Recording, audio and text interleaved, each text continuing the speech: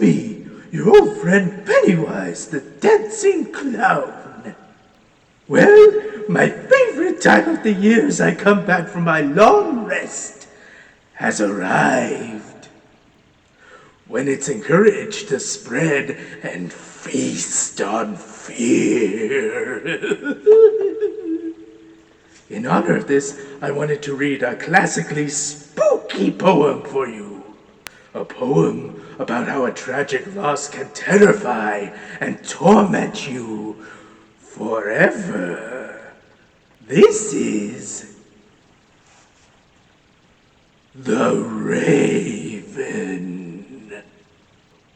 Once upon a midnight dreary, while I pondered, weak and weary, over many a quaint and curious volume of forgotten lore, while I nodded, nearly napping, suddenly there came a tapping, as if someone gently rapping at my chamber door. "'Tis some visitor," I muttered, tapping at my chamber door.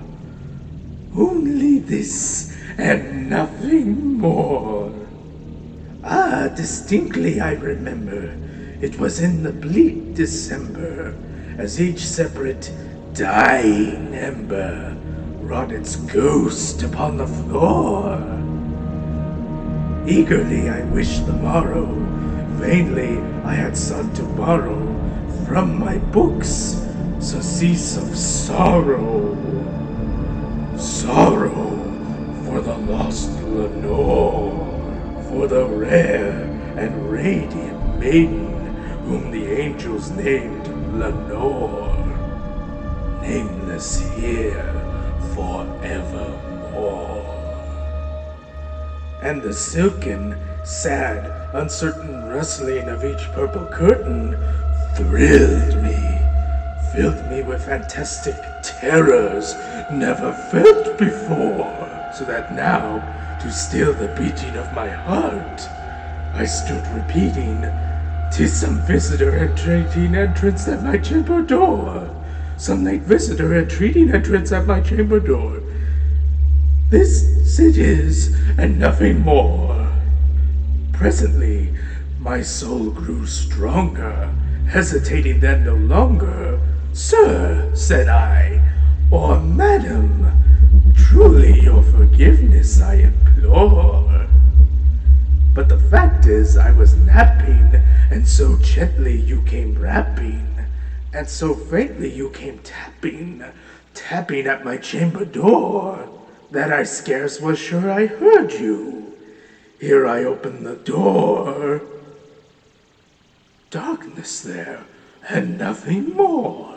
Deep into that darkness peering, long I stood there wondering, fearing, doubting, daring dreams no mortal ever dared to dream before. But the silence was unbroken, and the darkness gave no token, and the only word there spoken was the whispered word, "Lenore?" This I whispered, and an echo murmured back the word, "Lenore." Merely this and nothing more.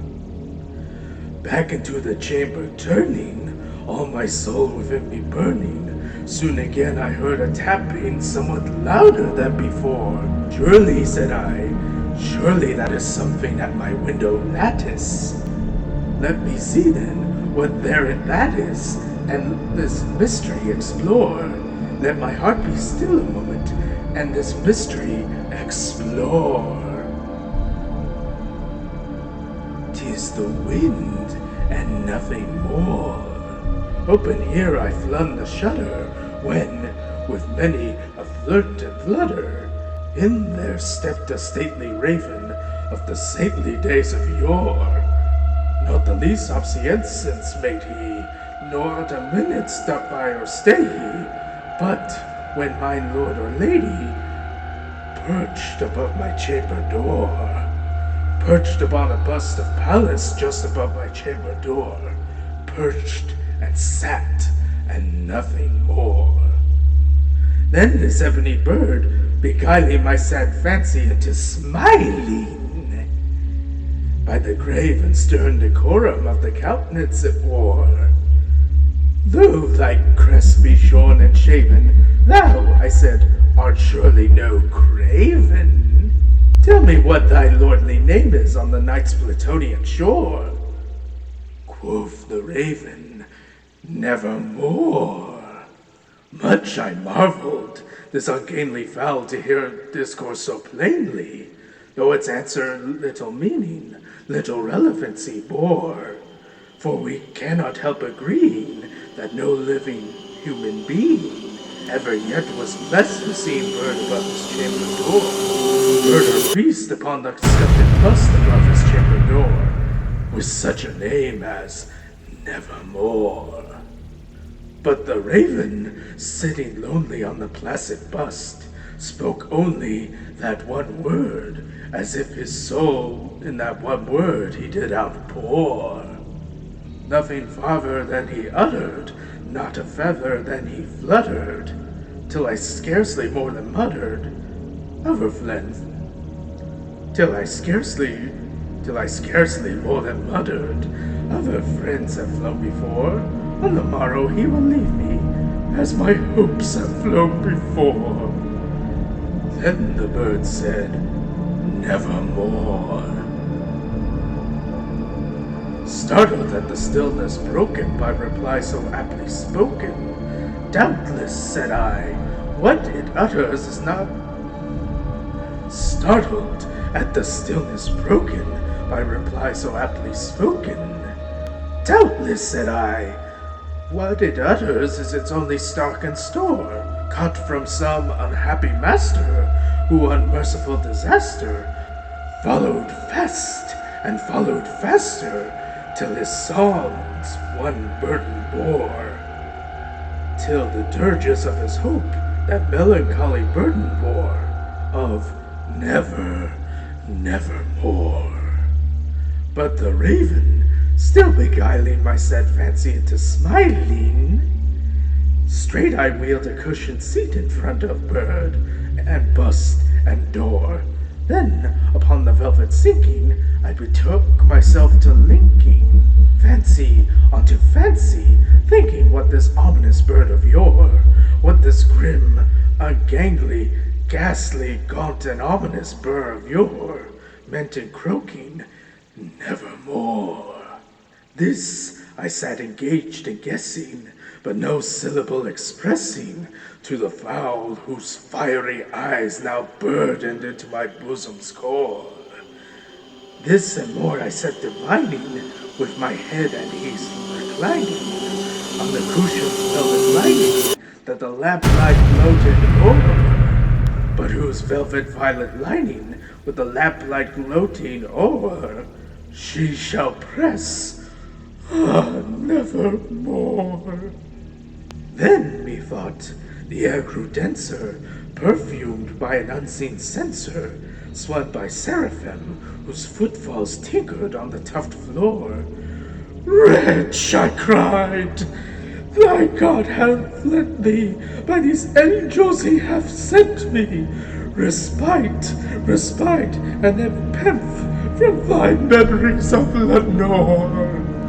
Quaff this kind Nephine, and forget this lost Lenore. Quoth the raven, nevermore.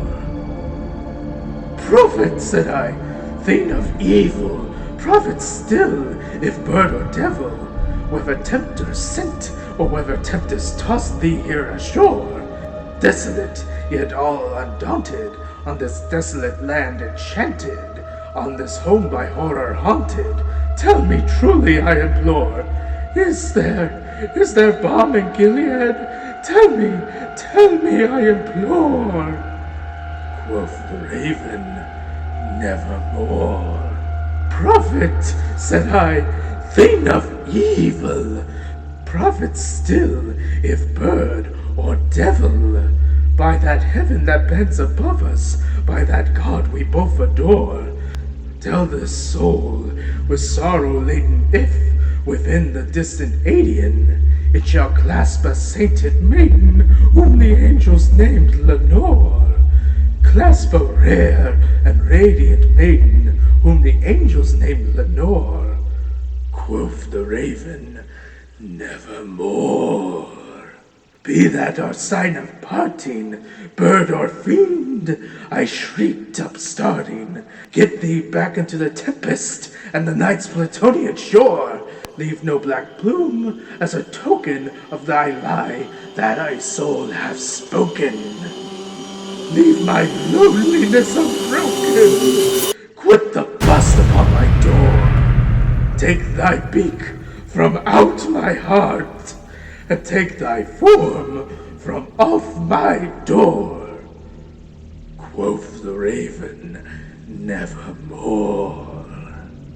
And the raven, never flitting, still is sitting on the pallid bust of Pallas, just above my chamber door.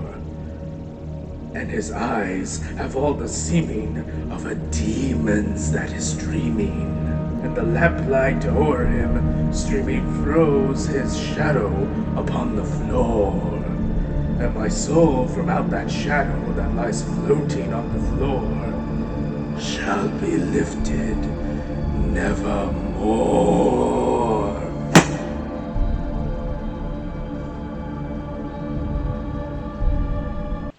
Well, wasn't that a lovely poem? I hope it stays with you throughout this season of fright.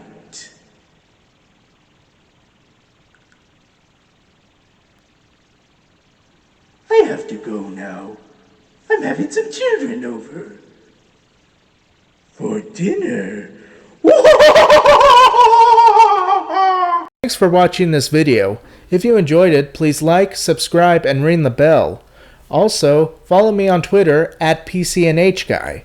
If you want to help me make more videos similar to this, or you just want to help support my channel, maybe consider contributing to my Pop Culture and History Guy Patreon and get a shout out in my future videos as well as other benefits. That is, as long as your username is something that won't get me demonetized.